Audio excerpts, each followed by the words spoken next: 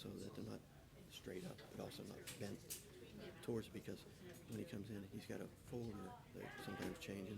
Now there's like just, yeah, and it's like you don't really want that sound. But like last week or so, I came in and these things were like straight up. I'm like, what in the world? So and it's like he's, my height, maybe a little taller. So you look at it like, say, projecting or pointed toward him. I also like to check here, make sure like somebody didn't leave something on.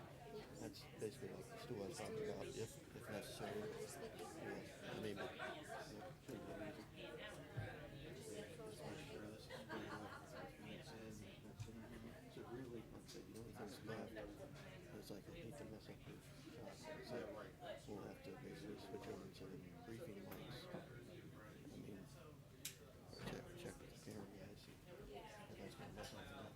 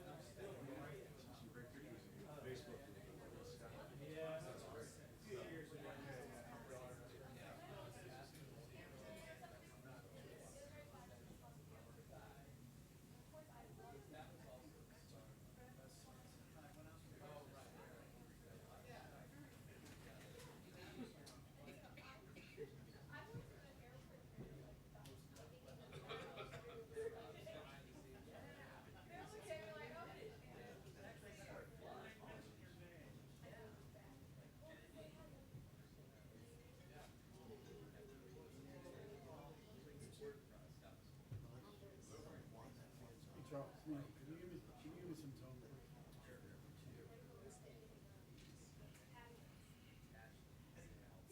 All right, thanks a lot. See you. Okay, you can drop it. Thanks.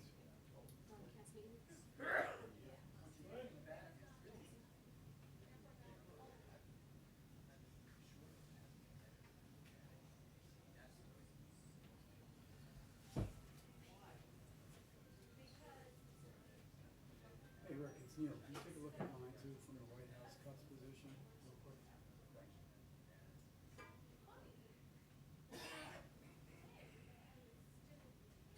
Says trouble. Okay, thanks. Hey, Charles, you can drop it. All right, there we go. Okay, cool. Thanks. Thank you. Okay, thanks, sir. Okay, now we are clear. Chris will come out for the briefing. Thanks, guys. Yeah, I'm sorry, I have some earpieces. I know. That's, I want to talk to you about that. So Mary, Sir, You're getting so dependent on it, and I know, but it blocks out extra I noise. hear you. It's like a lifesaver when we're, It's, for a year, because this is You know. open enrollment, right. and I doubt, I think they're gonna. but, But I know what you did, then you wait, can't do it. I mean, there's some, you should be able to do either or. The problem is if I take it out, then they think that I don't have my earpiece in, if I take one out.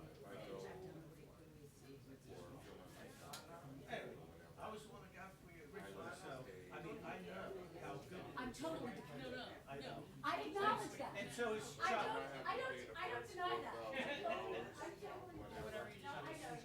Say I have a four thousand Yeah, dollar put camera 21 and I go there It's for okay, that for, you get 2 minutes warning, you got plenty of time, get this out. until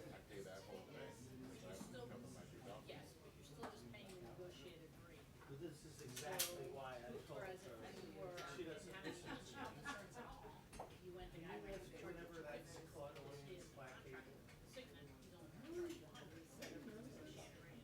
So you still pay the deductible for sickness and insurance, but yes, you pay 100% until you're done. So there wouldn't be 80/20. No, you don't. I think it's for, The shoe adds The up. difference between your maximum out of pocket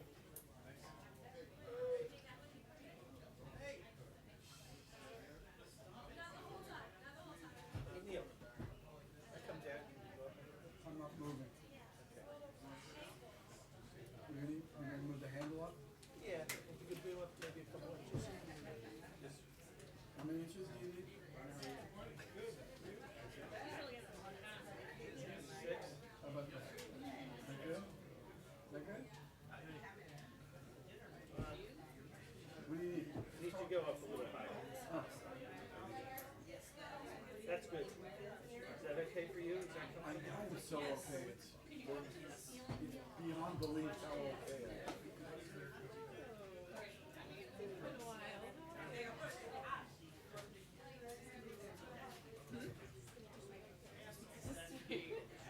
Complete all of your questions.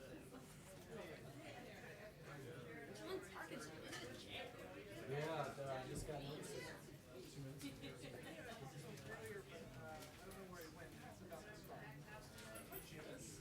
Partner, what's going on? Good, how are you doing?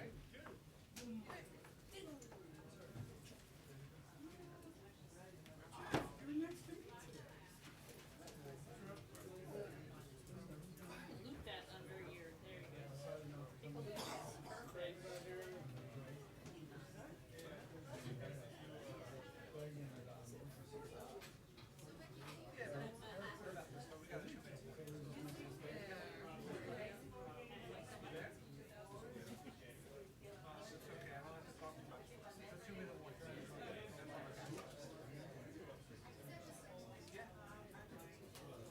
John Parkinson, are you gonna stop to make sure I really worry about getting your question?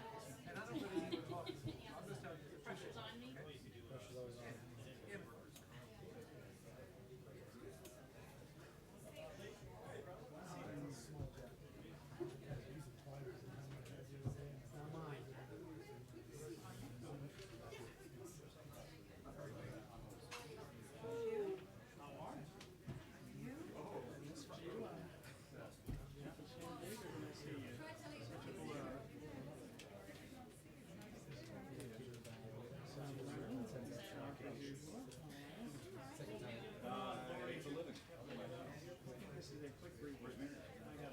I was just in, and then just now they're sending me here to Baltimore.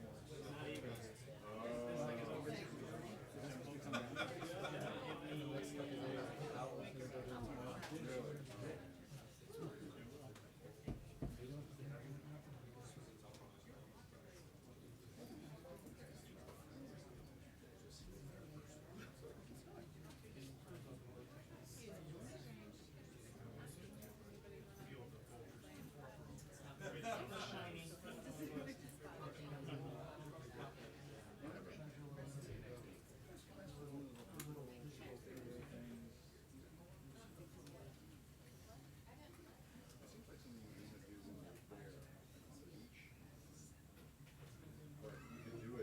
you could do it on one of the cameras. You can cover it.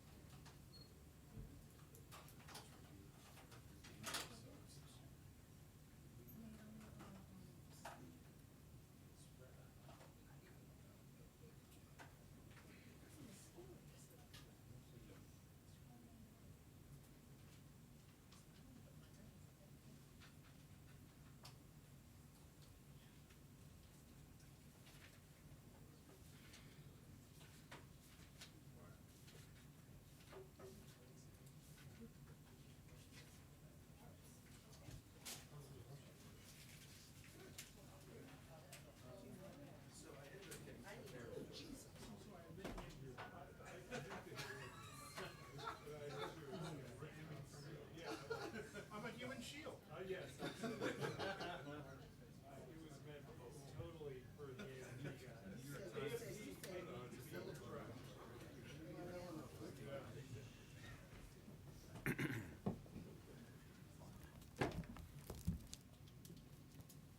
All right.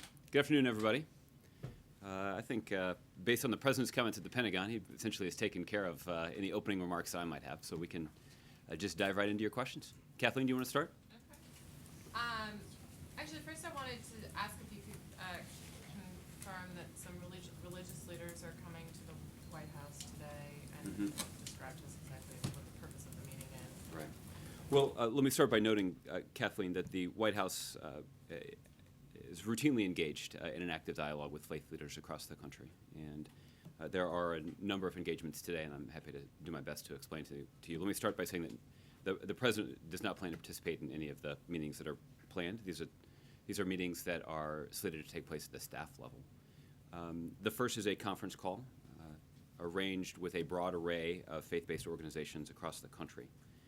This is a call that will be led by Valerie Jarrett and the Executive Director of the White House Office of Faith-Based and Neighborhood Partnerships, Melissa Rogers. And this will be a conversation to discuss efforts to combat discrimination and highlight the need for welcoming all faiths and beliefs. Certainly seems a timely topic for a conversation like that. The second is there will be an in-person meeting here at the White House today, convened with a smaller group of Muslim American leaders. These are individuals who will meet with Valerie Jarrett, Cecilia Munoz, who is the Director of the Domestic Policy Council here at the White House, and with Deputy National Security Advisor Ben Rhodes. The third meeting is a meeting that Cecilia Munoz will lead with representatives of the American Sikh community to discuss how the administration is supporting that community and to discuss ways to work together to address concerns and challenges. And then there are some additional meetings over the course of the week, including one here at the White House on Thursday. Again, these are all slated to be staff-level meetings, but yet are representative of the kind of ongoing dialogue that the White House maintains with religious leaders of all faiths all across the country. Is there a reason then that if the White House seems concerned about backlash against Muslims in the current climate, that the president in his Oval Office remarks didn't raise that issue, but instead sort of came down on Muslim leadership for not pushing back against extremism and sort of took a harder line, but didn't specifically reference more recent concerns? Yeah.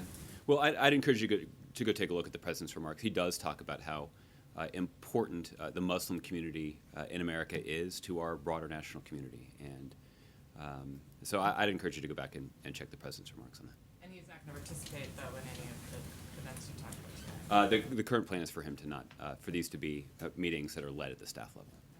Okay. And then I just wanted to rewind a little to the climate change email, Good. if I could, over the weekend. It seems like sort of the next step now, well, I mean, the big concern for you all looking ahead is whether or not the president's successor will actually stick to the terms of this deal, and as most Republicans either are ignoring it or talking about tearing it up. So I'm wondering, what's your strategy for trying to make sure that this thing actually holds beyond the next year or so? Does the president plan to specifically try to convince Republicans that this is a good deal? Well, Kathleen, I think what you'll see from the administration is a commitment from day one, starting today, to moving forward with implementing this important agreement. And frankly, many of the commitments that the United States had made in the context of the Paris Agreement are commitments that we made some time ago and began implementing some time ago. So this is an ongoing effort. One of the keys to us reaching this agreement was a commitment on the part of all the countries who are participating to subject themselves to a periodic review of the commitments that they've made. The idea, as the president described it, is essentially that as our economies begin to orient toward a low-carbon future, that we'll start to see important investments in things like energy efficiency and renewable energy. And that means that there will be a much more powerful economic incentive behind investments in those kinds of new technologies. And that's the significance of this commitment. It's not just a recognition on the part of governments about the need to reorient our economy. This also represents an acknowledgement that there's an opportunity for significant investment in this field. Let me give you, there are a couple of examples here that I can give you. And the president has long recognized that reaching an agreement like this ultimately can be a very powerful benefit for the U.S. economy. Ultimately, you have companies here in the United States that have made important investments and important gains in renewable energy. And now they have customers all around the world, because now we've got countries all around the world who are seeking to invest in those technologies that will allow them to meet the goals that they have laid out. Let me just give you two examples that I think are useful. And the first one is one that I cited before, Westinghouse Electric, a good American company. in light of the significant commitment that the Chinese have made to essentially cap their emissions in the years ahead, it means that they're going to have to significantly scale up alternative sources of energy. And it means they're going to have to consider something other than just building coal-fired power plants, for example. One of the areas, one of the technologies that they hope to tap into are nuclear power plants. And so China has actually already signed a contract with an American company, Westinghouse Electric, to build 4 nuclear power plants in China to help them meet their goals. So that's sort of one example of how an American company is going to benefit from the commitment that the Chinese are making. Let me give you one other example. There's a company called First Solar. This is an American company that's developing, constructing, and operating solar projects around the world, many of them the largest or among the largest in their regions, including Latin America, the Middle East, Australia, and India. As we see additional companies or countries deciding how precisely they're going to meet these commitments, they're going to have to turn to investments in solar energy. And that's going to create enormous opportunities for American companies that are already leading the way in these kinds of innovations. So let me come back to your direct question, which is that we will see in the years ahead that there is a powerful economic incentive in the United States for us to follow through on our commitments and to make sure that other countries are doing the same, because that will create a tremendous opportunity for American businesses. Okay. Jeff. Josh, following up on the climate issue, does the White House see any irony in the fact that the president has just gotten what is a major legacy achievement, and yet will be presented in the next day or two, hopefully, with a spending bill from Congress that will approve lifting U.S. oil exports? Well, Jeff, at this point, I don't want to speculate about what will be included in the final budget agreement. It looks pretty likely that that's going to be it. I know that's the subject of extensive discussion, and obviously, I've described to you on a couple of occasions why that is a policy that we don't support. But once we have an omnibus bipartisan compromise budget agreement to consider, we'll have an opportunity to sort of weigh the puts and takes. Again, without sort of weighing in on any specific proposal, I would anticipate that there will be some elements of the budget bill that are not consistent with the kinds of policies that we have long supported here. But that's the essence of compromise, and the president's only going to support the budget agreement if he does believe that is clearly in the best interests of the country and our economy. But again, once there is a budget agreement that's been put forward, we'll have an opportunity to consider the merits of it. I would press you on that, but I suspect you're not going to say more. Do you That's true, and primarily just because this is something they're still actively negotiating. But we will have, assuming that Congress does meet the deadline that they have set for themselves for producing this agreement, that should give us ample time over the course of this week to discuss it. And so I'll make sure that we have an opportunity to do that. Based on what you've heard from the weekend, are you optimistic that that deadline will be met this week? Well, I continue to be optimistic about the fact that there appears to be some bipartisan recognition in Congress that that a deal needs to be reached, that it must be a compromise, and that it far outweighs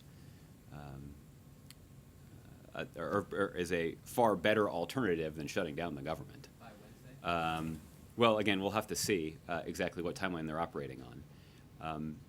I do continue to believe, and this is based on my limited knowledge of the ongoing negotiations, that completion of the agreement would be hastened if we got Republicans to relinquish their insistence about the inclusion of ideological writers in the budget agreement.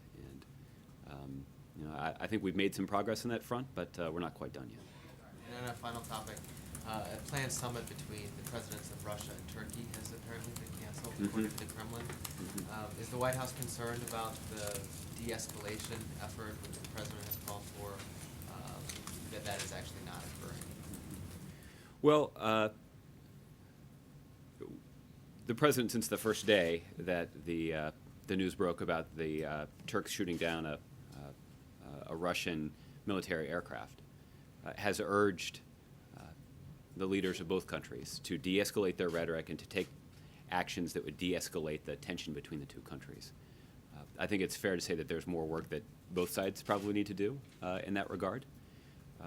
But I think it's notable that in the weeks since that occurred, we haven't seen any tangible escalation at this point. So that's a glimmer of optimism in that situation.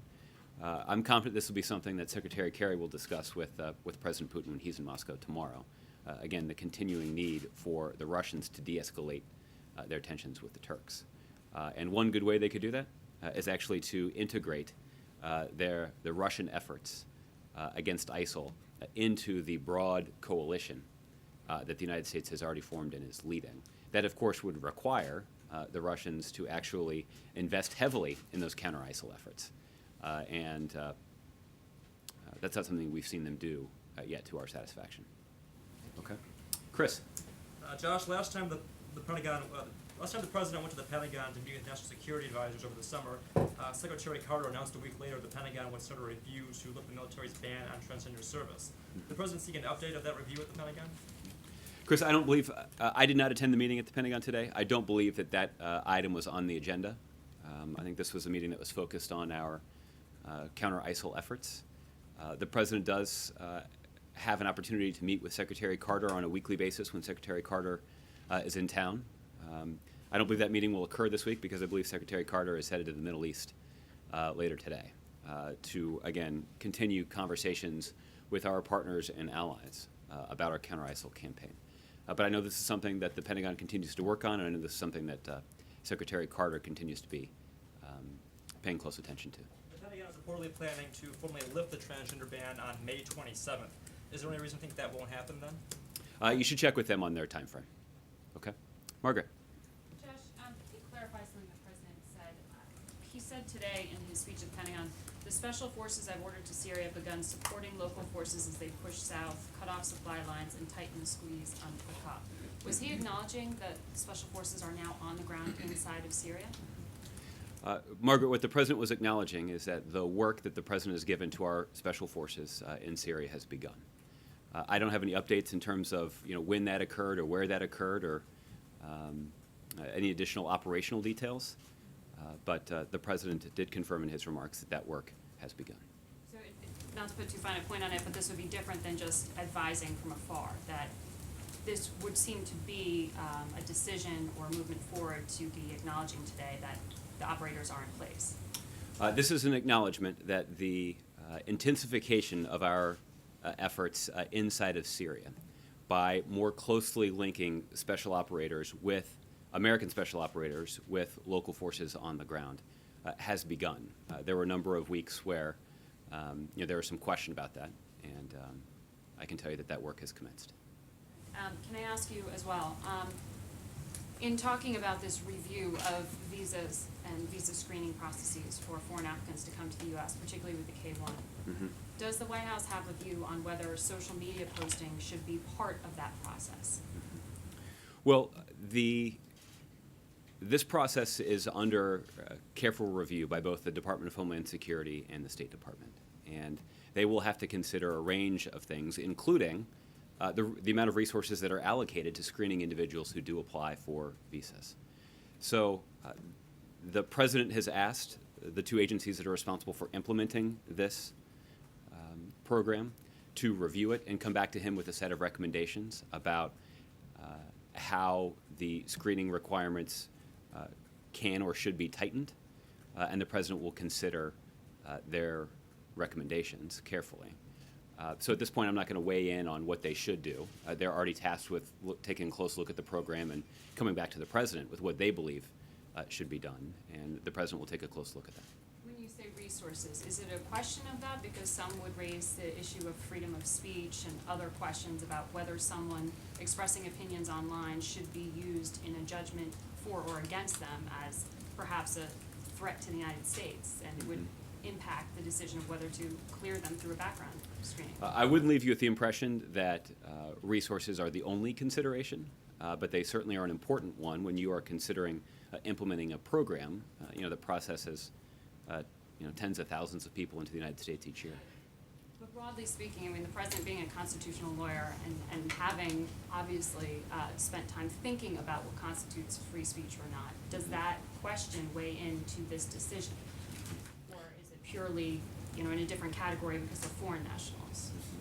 Well, I think the president's top priority here is the national security and safety of the American people. And that will continue to be the case with ensuring that this K-1 visa program is effectively implemented, consistent with the law and consistent with the values that we hold dear in this country. Right now, this is a program that is under review by both the DHS and the State Department, and we'll take a look at their recommendations that they bring forward. Is there any timeline on that? I don't have a sense of what that timeline is. Obviously, the president is feeling a sense of urgency about this, and I think that was clear in his comments last week where he announced this review was ongoing. I'm confident that the officials at the agencies that are responsible for carrying out this review share that sense of urgency. But I don't have a specific timeline to share with you. Okay. Kevin. Thanks, Josh. Without leaning too forward on what Margaret was just asking you, it would seem to make sense if you're an employer, right? You would check the social media footprint of people that might or might not be coming in. Can you at least acknowledge that it would seem to be a decent idea to consider that, not just for the visa program, but any other entry program? Well, Kevin, this is something that the State Department and DHS are taking a look at. And I guess, because they're responsible for implementing the program, I want to defer to their expertise in terms of how the program works to render a judgment about what's the most effective way for them to efficiently process the applications that they receive, while also making sure that we fulfill the president's top priority, which is protecting the safety and security of the American people. I'll try to circle back in just a second, but I want to Okay. ask you about energy policy for just a second. Yeah. Aside from just letting the free market sort of work its will, are U.S. policymakers, in your opinion, doing anything to take advantage of the historic plunge in oil prices to sort of exacerbate the problem for, say, petrostates like Russia, for example? Is that happening from a U.S. policy perspective? Well, I guess you'd have to check with the Department of Energy about this. I'm not aware of any specific policies that are geared in that direction, but maybe they have some ideas that could better answer your question. Nothing that you've heard of, no Nothing. idea that, hey, listen, if we can drive down oil, we can really squeeze Russia or other rogue states, anything like that? Well, no, because I think, Kevin, we've in the briefing setting when I've been asked questions about the inordinately high price of oil and the high price of gas, I've been quite forthcoming in acknowledging that the U.S. government had very little impact on our ability to set the global price of oil. That was true and was a common refrain in my answers when the price of oil was at or near all-time highs. And it happens to be true even when the price of oil is at or near all-time lows. Okay, gotcha. Let me ask you also about an update on what's happening both in Afghanistan and are you aware of the Iranian testing ballistic missiles? What's the administration's viewpoint of that? I know that previously you sort of tried to separate that from, the conversation that we've had with the Iranians and sort of the nuclear deal. Mm-hmm. Can you give me an update on that and how the White House views those ballistic missile tests? Yeah. Well, Kevin, there have been a couple different reports about Iran testing ballistic missiles. There was a report earlier this summer where Iran basically came forward and went public with their ballistic missile tests. And the United States went to the United Nations Security Council and raised concerns there and initiated a process at the United Nations against Iran for those actions. Many of the individuals who were implicated in that test are already subject to significant financial sanctions that were put in place by the United States. And the president engaged in conversations with our GCC partners at Camp David earlier this summer. And many of those discussions focused on how the United States could work jointly with our partners in the region about countering Iran's ballistic missile program and mitigating the risk that it poses to the United States, our interests, and our allies and partners in the region. So this is something that has been on the president's radar screen for quite some time. Now, in addition to all of that, there are more recent reports about a potential Iran ballistic missile test This is not something that Iran has announced publicly, and I don't believe that it's something that we have confirmed at this point. Rather, we have said that we were aware of those reports and taken a look at the veracity of those reports. Okay, Senators Kirk and Ayotte wrote a letter last week to the President asking how the administration plans to respond to those tests. Are you aware of that letter? Has the President received that letter?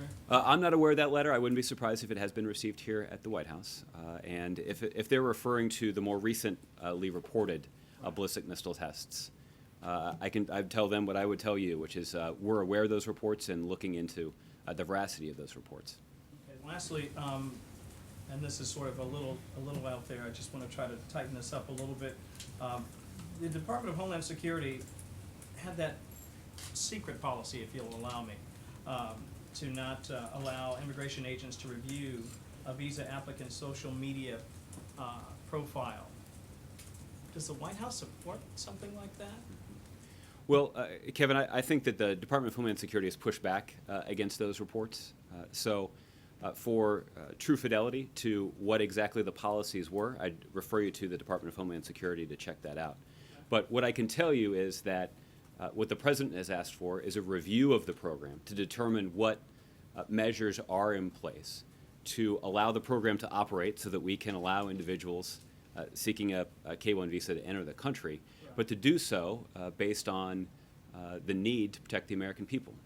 And so for the best way of doing that, that's exactly what the Department of State and the Department of Homeland Security are taking a look at. They're going to come back to the President with a set of recommendations about how this program can be effectively implemented to achieve our goals. That wasn't something that the White House said, you guys should maybe not do this. There wasn't sort of a lean on from here. No, I can confirm that that is not the case. But for what policy was actually in place at the Department of Homeland Security, I'd encourage you to check with them. Okay? Richard. Thank you, Josh. I just want to go back first to the speech the President just gave. He talked about going to the Middle East and trying to get a greater involvement of allies in the region. Would you say that the campaign against ISIL at the moment, with the 9,000 strikes, the President is overall, I'm not sure happy is the right word, but satisfied with it? And the next step definitely implies this greater involvement from Middle East allies on the ground. Well, Richard, let me just start by saying definitively that the President's not going to be satisfied until ISIL has been degraded and ultimately destroyed. That's our goal, and the President's not going to be satisfied until that's been achieved. So there clearly is important work that needs to be done, and the President assembled his national security team at the Pentagon to determine from them about what we're going to do to build on the momentum that we have built up in some instances. The President talked through a few of those examples. And it may create some additional opportunities for the United States and our coalition partners to further intensify our efforts against ISIL's leadership. The President made note, I think probably the most interesting data point that the President cited was a reference to the fact that the Counter-ISIL coalition that we have assembled took more strikes in the month of November than any previous month of our efforts. That is a reflection of a couple of things. One is it's a reflection of some of the ramped-up commitments that we've seen from our European counterparts, which we certainly appreciate. However, it is also an indication of the increasing flow of intelligence that our coalition is benefiting from. We've got greater fidelity and intelligence around the location of some of their oil infrastructure, for example, and whether that is stationary objects like refineries and wellheads, or tanker trucks that move around a lot. And obviously being able to destroy that infrastructure is an important part of our efforts to shut off ISIL's financing. We know that engaging in the illicit trade, illicit sale of oil is one way that ISIL finances their reign of terror. And so we want to continue to be vigilant about taking those strikes. The President also ran through a pretty compelling list of senior ISIL leaders that have been taken off the battlefield in recent months. That is also a testament to the increased flow of intelligence that our military operations are benefiting from. Thanks to whom? Well, I think a variety of things. One is we've seen some greater commitments from our partners to things like ISR. This is intelligence, surveillance, and reconnaissance, essentially from drones that can monitor movements on the battlefield. There have also been operations that have been undertaken by the United States and in some cases our coalition partners or by local fighters on the ground, who have been able to obtain significant troves of intelligence based on raids of individual facilities. So let me give you one example. This is an older example, but still a relevant one.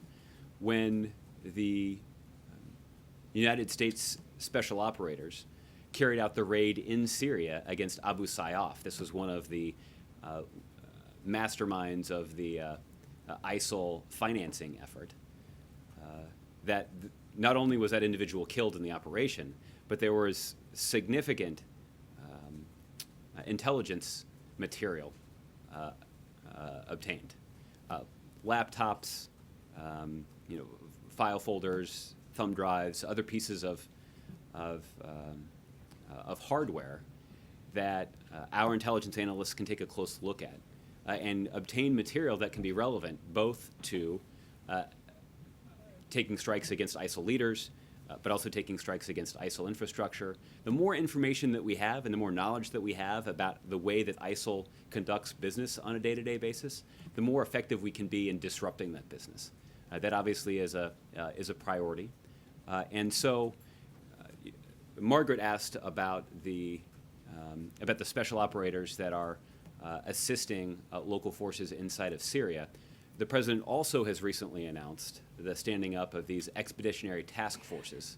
They'll be based in Iraq, but these are also special operators that will be essentially at the ready to carry out raids when it's determined that those raids can be effective. And the goal of those raids will not just be to either detain or kill ISIL leaders, but also to capitalize on opportunities to exploit significant troves of intelligence.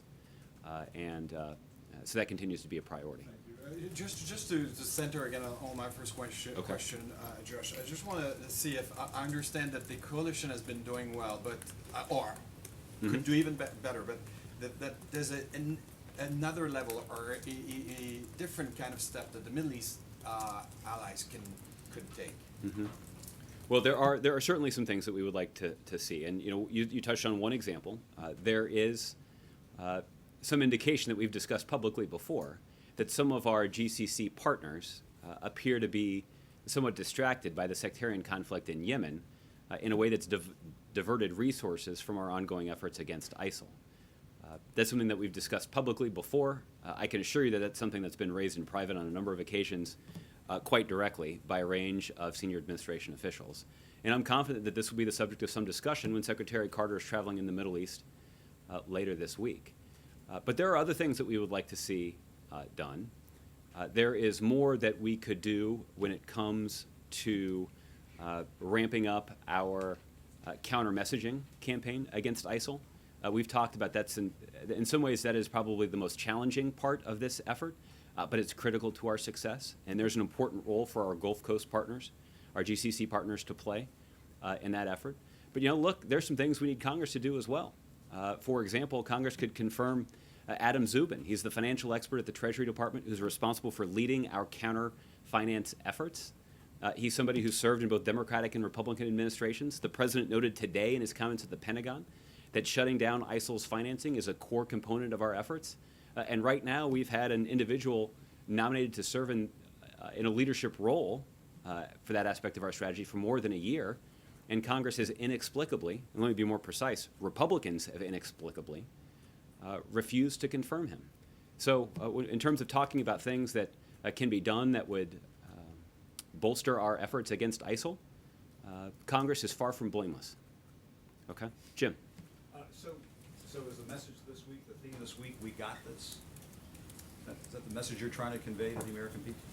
I think the message that we're trying to convey to the American people is that the president and his team are quite hard at work on a strategy to degrade and ultimately destroy ISIL. And when it comes to the military components of our strategy that the president discussed with his national security team at the Pentagon today, we've made a lot of important progress. 40% of the previously populated territory that was controlled by ISIL inside of Iraq is no longer in their control.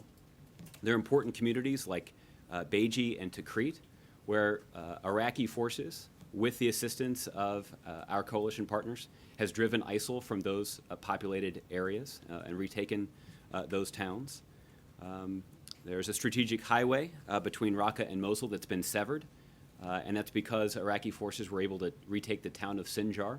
Again, they did that backed by coalition military airstrikes, and that allowed them to drive ISIL out of that area and more effectively isolate Mosul.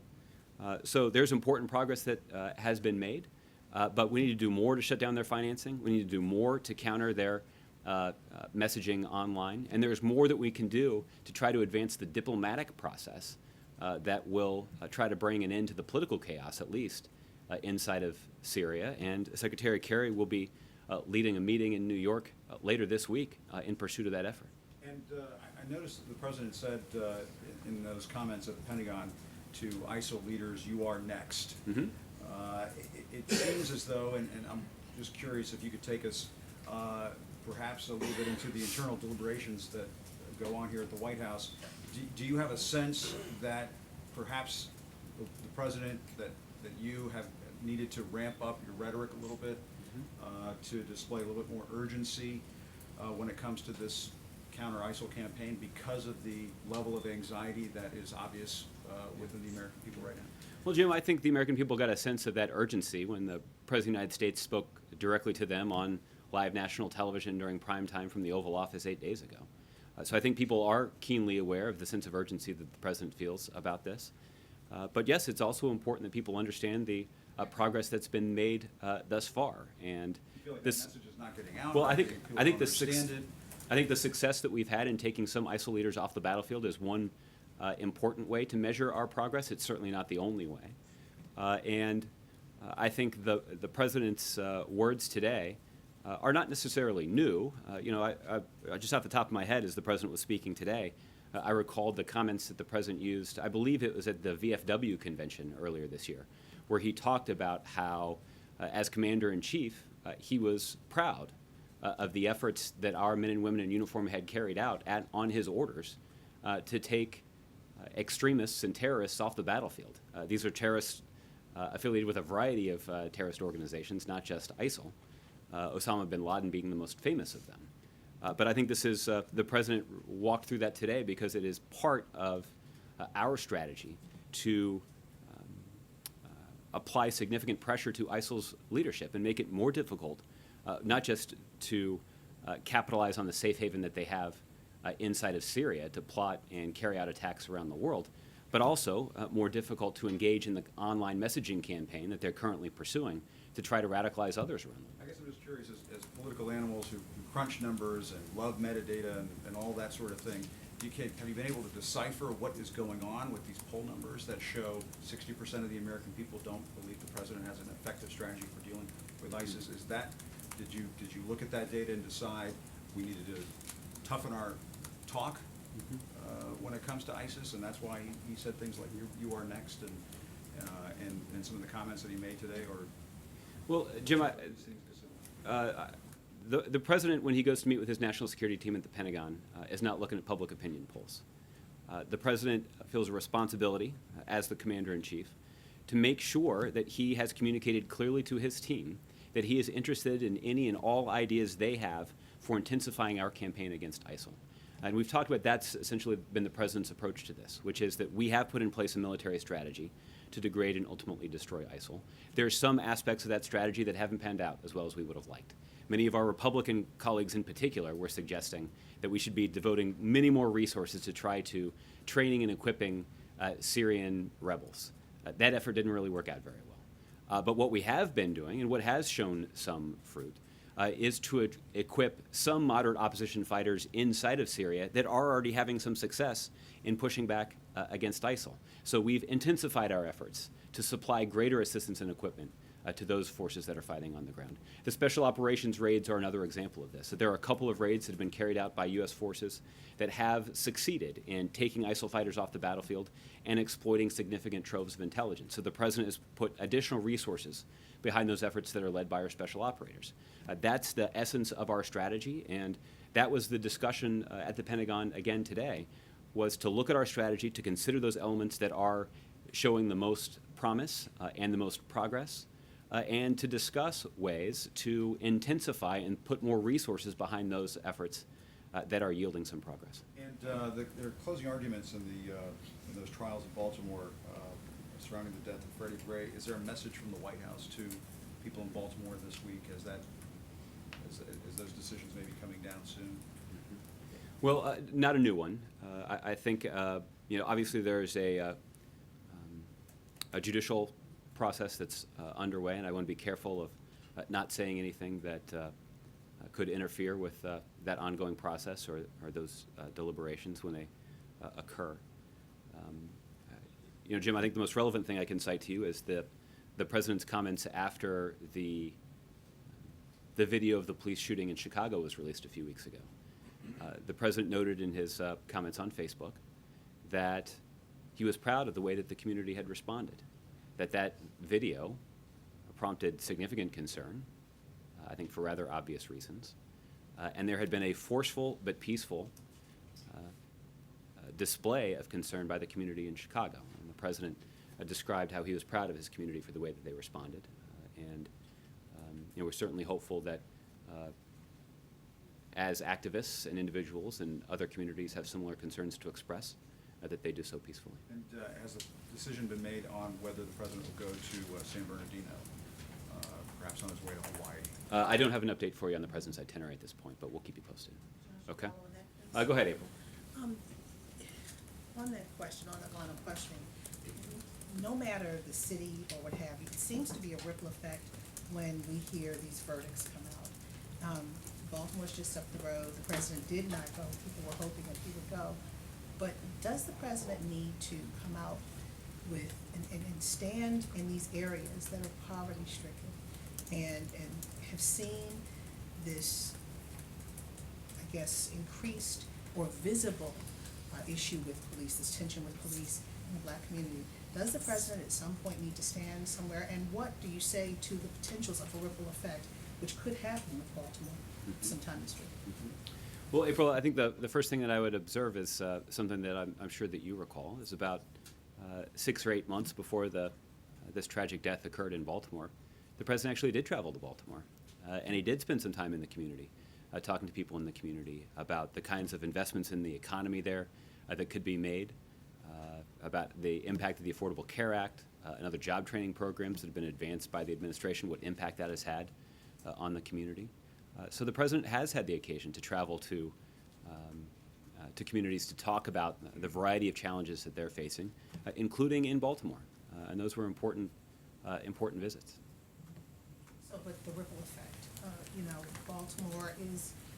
Baltimore's New York, Baltimore's Ferguson, Baltimore's Sanford. I mean, there's a ripple effect with all of this. What do you say to the nation as the nation is waiting about this?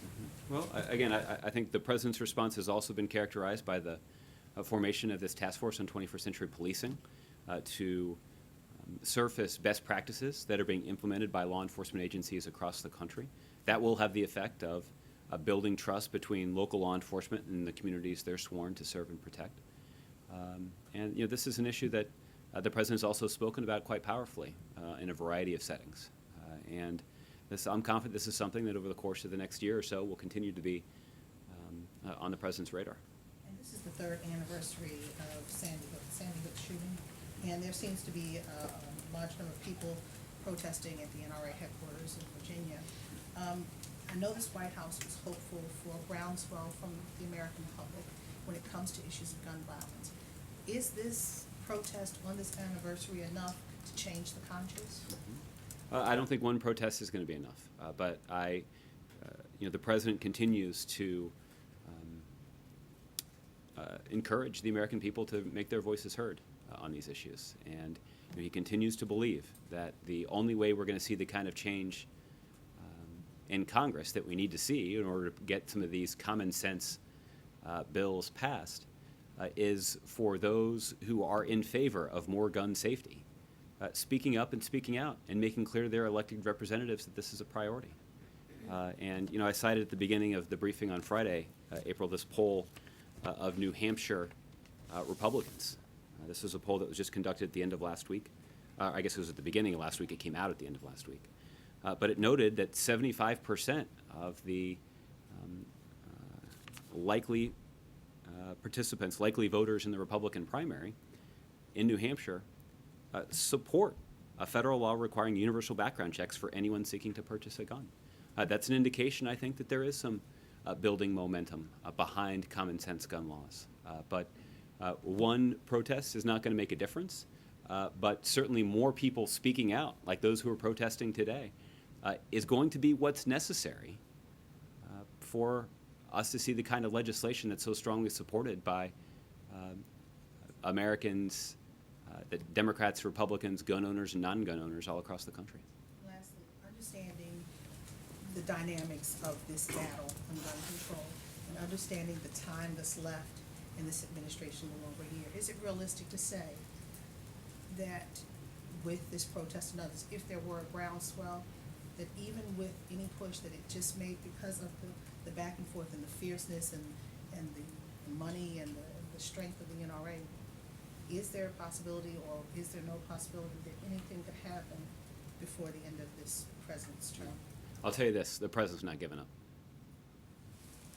Gardner. Can you talk a little bit about the faith-based meetings that you're having today? Were these recently scheduled, or are they a result of the campaign rhetoric that's been going on in the Republican primary? And can you discuss how hurtful that rhetoric has been to U.S. interests and image abroad? Gardner, let me follow up with you on the scheduling of these meetings. It's my understanding that at least one of these was previously scheduled, but we can get back to you on the details. As it relates to the U.S. image around the world, I think people in other countries look to the United States as a nation that is built upon the values of tolerance and acceptance and freedom. And that is a reputation that we wear with pride.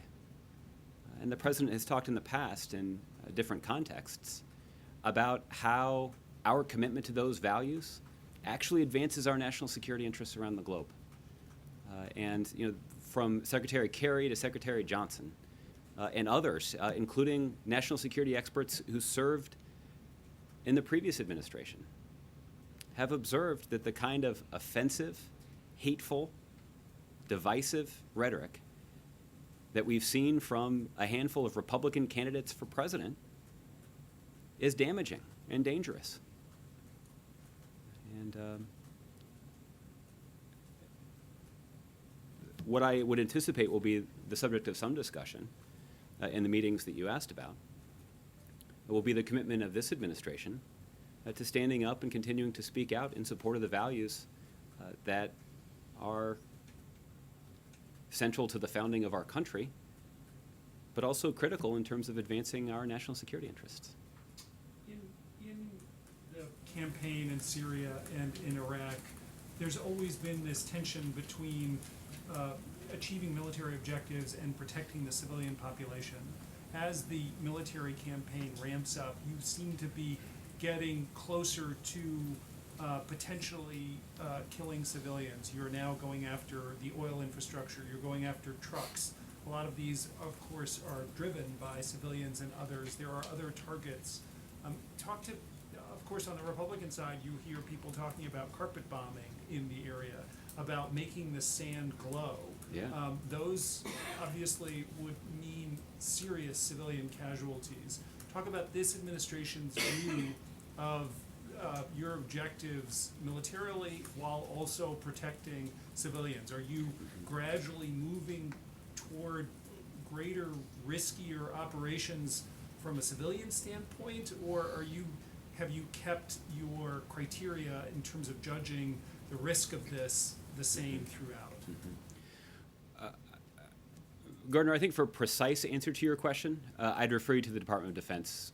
Essentially, that's an operational question that you're asking about how they factor in the risk of civilian casualties.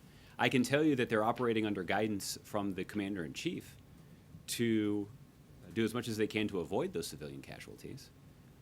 Our cause is not advanced by killing innocent civilians who in Iraq and in Syria, who in many cases are themselves victims of ISIL. As the president noted in his comments, the ISIL leaders are using innocent civilians as human shields. That's obviously not a behavior that we condone.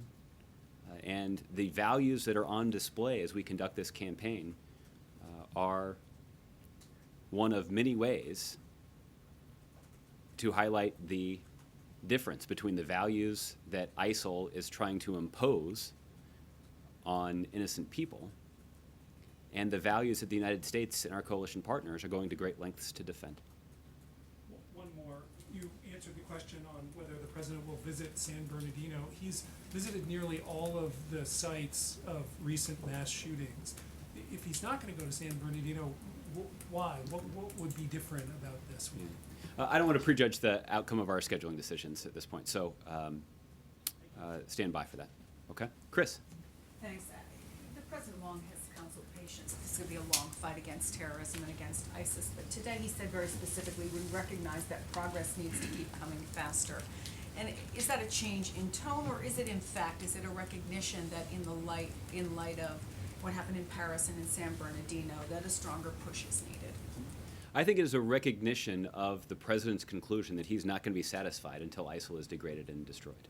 But he said specifically has to come faster, something that seems different than what he has been saying, which is to counsel patience. This is going to be a years-long fight. Yeah.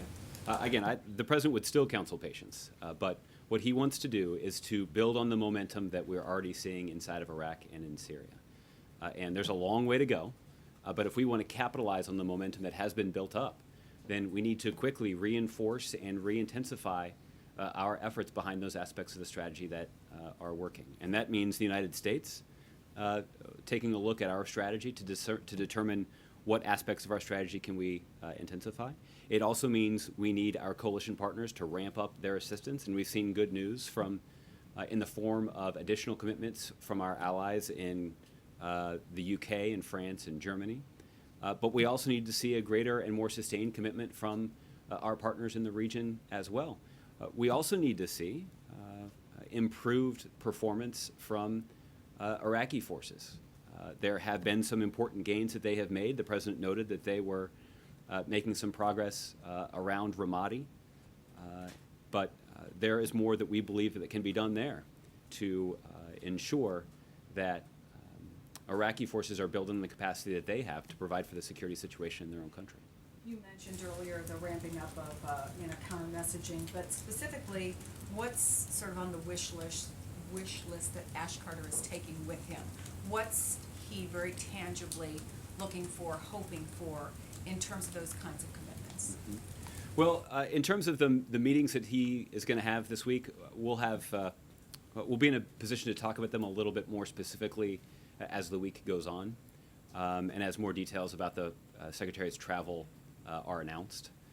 But the Secretary will be meeting with the leaders of other countries who have made important commitments to this campaign, and he has in mind some additional steps that we believe they can and should take to support our efforts. And we'll be able to talk about this a little bit more later this week. So give us a sense inside that room of sort of how things went. Was it more of informational, here's where we are, Mr. President? Because the last time in July when he was at the Pentagon, eventually some very tangible things seemed to come out of that, including the decision to send in special ops forces. So was it a series of recommendations? Can you give us a sense in that room of sort of what the tick-tock was of that meeting? Primarily, the meeting was an opportunity for the president to be briefed directly in person by our nation's military leaders about the strategy that they're carrying out against ISIL. Now, he also got updates on other elements of our strategy, too. But the reason that the meeting was at the Pentagon, and you had General Austin, who's the commander of Central Command, give the president, as he noted, a detailed briefing of the operations that are underway and have been for some time now. So it was an opportunity for the president to get a detailed update from his team. And the president has been interested in getting these detailed updates because he wants to try to hone in on those elements of our strategy that are showing some progress so that we can intensify our support for those elements of the strategy. That in some cases it may be by providing additional resources to those elements, we can actually see additional progress.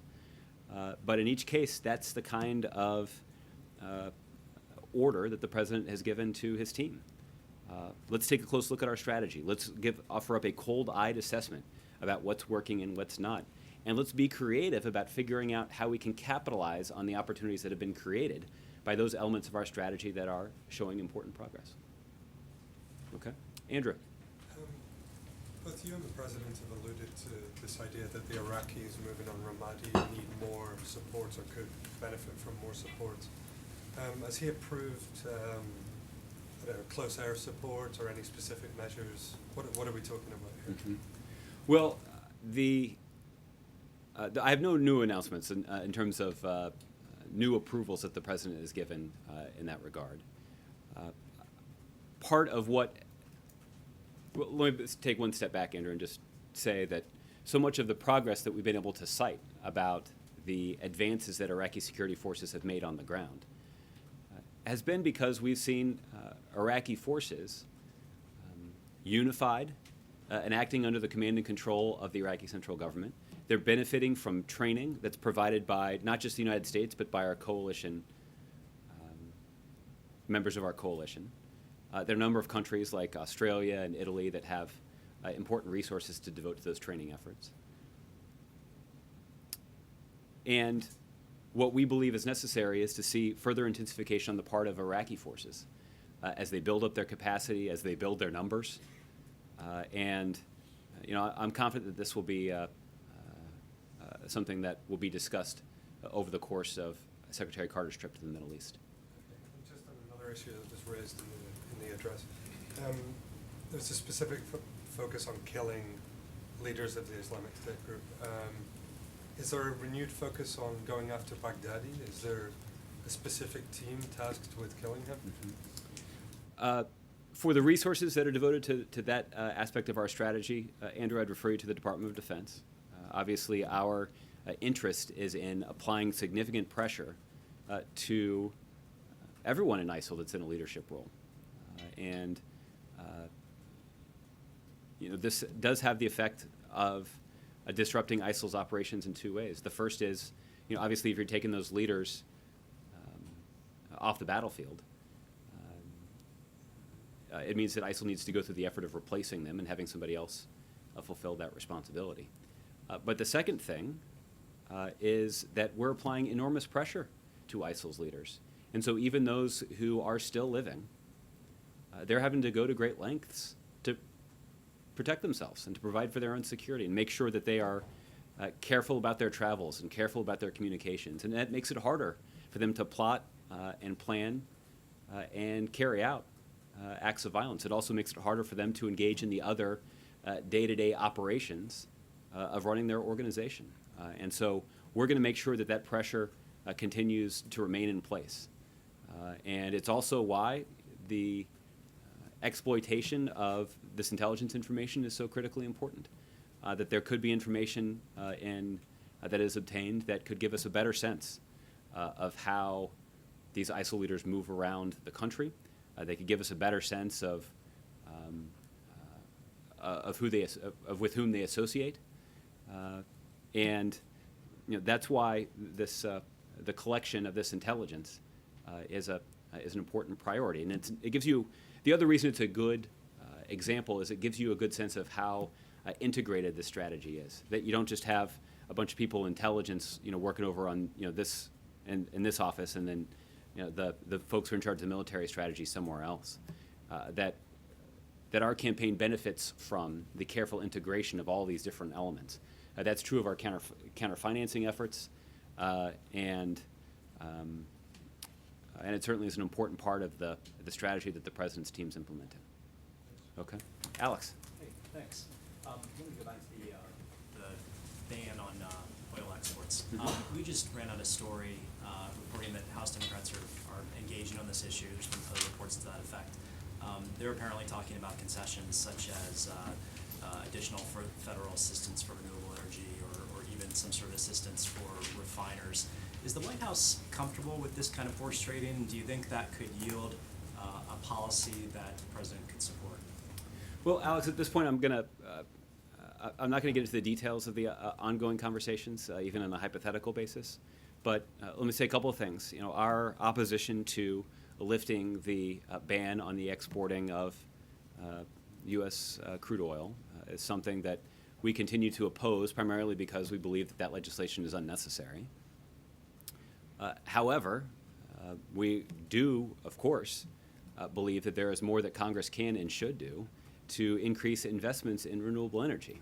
And I described earlier how those early investments have been critical not just to our current economic strength, but also because of the tremendous opportunity that appears to be in place down the line for American companies that are at the forefront of this kind of innovation. That there is now a global market for solar energy, for example. As countries around the world consider how they're going to meet the commitments that they've made in Paris, they're going to have to consider this kind of new technology. And the more success that American businesses have, the more likely they are to win that business. And that's going to be good for our economy back here at home. It's going to be good for American workers. And it's one of the reasons that we continue to be optimistic that the climate agreement that was reached in historic fashion in Paris over the weekend isn't just an important step in saving the planet. It actually creates some important economic opportunity for the United States and American workers back here at home. So it sounds like with appropriate concessions, lifting the ban would not necessarily be a deal breaker for the White House. Well, Alex, this falls in the category of those kinds of things that if we're just you and me trying to work it out and trying to figure out what's fair and what would be willing to trade, that you and I could probably reach a pretty good budget agreement in the next couple of hours. Unfortunately, there are a whole lot of other people that feel like they should have a say on that. So, they're still working through all of the puts and takes here. And, I've declined to sort of weigh in on one side or the other in terms of drawing clear connections to the kinds of things that we would veto. But I have tried to be quite candid about our position on these range of things. And, for primarily for administrative or procedural reasons, we oppose lifting legislation that would lift the ban on the exporting of American crude oil. But we certainly do want to see Congress, and hopefully they will in the context of this budget agreement, make the kinds of investments in renewable and clean energy that are good for our economy and have the potential to create good American middle-class jobs down the line. I don't mean to harp on this, but by explicitly linking these two issues, it sounds like you're comfortable with them being related. I'm only mentioning these two issues in the same breath because you did. So I don't mean to leave you or anyone else with the impression that I'm condoning or opposing any sort of potential trade here. I'm just trying to be as explicit as I can about our position on these issues. But ultimately, it'll be a responsibility of Congress to figure it out. So, John. Well, Bergdahl, his lawyer just announced that his case has been referred to a general court-martial. I wanted to get your just general reaction to that first, if you got any. Yeah. John, unfortunately, in this instance, I'm very, very limited in what I can say about this ongoing matter. This is a case that is currently working its way through the military justice process. And as the spokesperson for the Commander-in-Chief, there's a lot of sensitivity about the potential for influencing the outcome of that military justice proceeding. So I'm really not able to react even in the most general terms to the latest twists and turns in the case. There's an established process whereby the military will both conduct this investigation and consider the results of it. And I don't want to say anything that could be perceived as influencing that process in any way. Without commenting directly on the case, then, can you say, given all the time that's passed since the trade happened, whether U.S. national security interests have been impacted either way, whether it's made the country safer doing this trade by getting 5 less people at Guantanamo, or whether it's made our interests, more in danger given 5 people that are out there now threatening us? Well, those individuals that were transferred from Guantanamo are individuals who are still in Qatar, and they are there under a whole series of safeguards that limits their ability significantly to cause any harm to the United States or our interests. But the bottom line for this matter is that Sergeant Bergdahl was an American citizen who put on the uniform of the United States military, and he was rescued by the United States military. And the Commander-in-Chief feels a responsibility to everyone who puts on the uniform that we're not going to leave them behind. And the way that the way that Sergeant Bergdahl was rescued, I think, is a testament to the President's commitment to that principle. And then I just wanted to follow up quickly on Kevin and Margaret's questions about the visa issue that ABC reported out today. I just wanted to make sure that I understand correctly that the White House did not pressure the Department of Homeland Security either way when this policy, the secret policy, was initiated like a year ago or more. That's correct. Okay. And did the White House weigh in either way at all? Did they just hands off, steer clear from it? Well, this is obviously this is a program that is run by the Department of Homeland Security, and there are experts at that agency that are responsible for determining the proper way that those programs should be conducted, consistent with the national security interests of the United States. And given the fact that we're now in a situation where an individual has entered the United States through that program, questions have been raised about whether or not enough safeguards are in place. And that's precisely what the Department of State and Department of Homeland Security are taking a close look at right now. Does the White House itself, when they look at a prospective hire, do they consider an applicant's social media posts when they're going back and reviewing their own application? I can't speak to all of the processes that are in place for individuals who are considered for hiring at the White House, but if that were the case, I wouldn't be surprised. Okay. Mr. Vaquera. Thanks, Josh. Over the weekend, 45 civilians died in bombings in the Damascus area and much of the areas of Syria that are not controlled by ISIS, but are under contest or contested by other rebel groups. The Assad regime air campaign coupled with Russian assistance on that.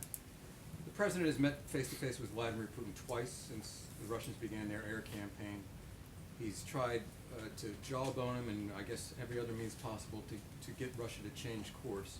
That's obviously not going to happen, and the president has talked repeatedly about the need for a solution on the diplomatic front in the Vienna talks.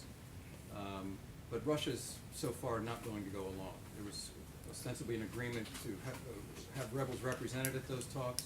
Russia has shot that down just over the course of the last few days, is my understanding.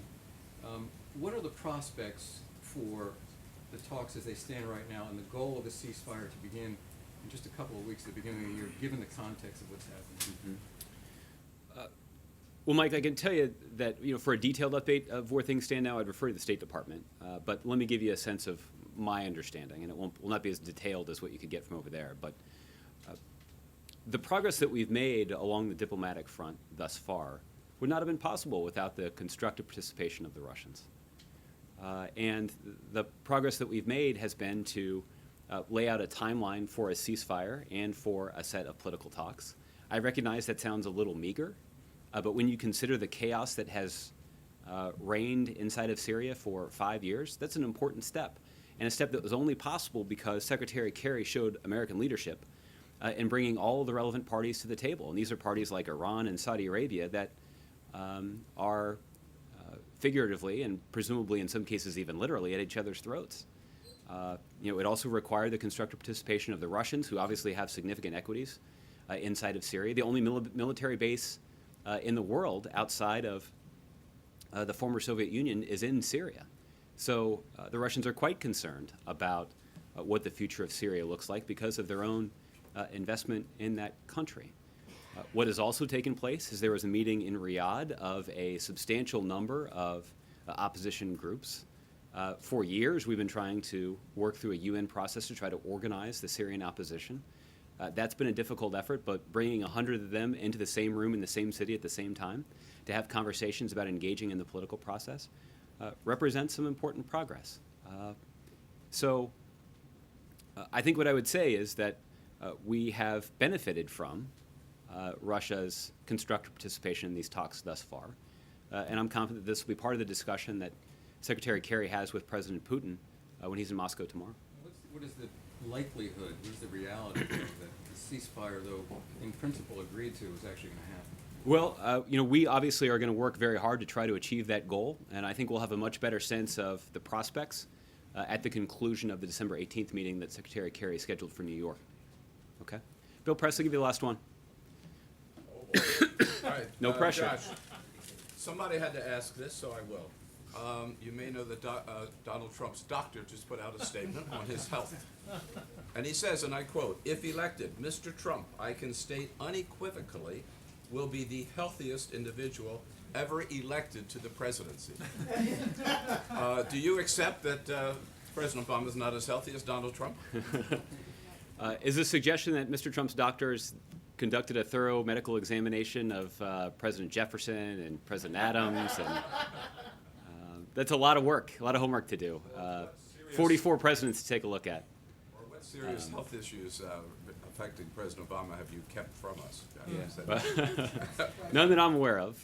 You've gotten some regular updates about the president's health as well, and obviously this is the health and medical examinations of the individual candidates is obviously a part of this process, but I don't have a specific comment on the findings of Mr. Trump's physician. Fact checks. I would not, from here, I would not call into question the medical credentials of somebody who decides they were ready to conduct a medical examination of Mr. Trump. That must have been a pretty interesting appointment. Thanks, everybody. We'll see you tomorrow. Just to be clear, the administration does still stand behind the swap for Bergdahl, yes? I didn't announce a change in our policy.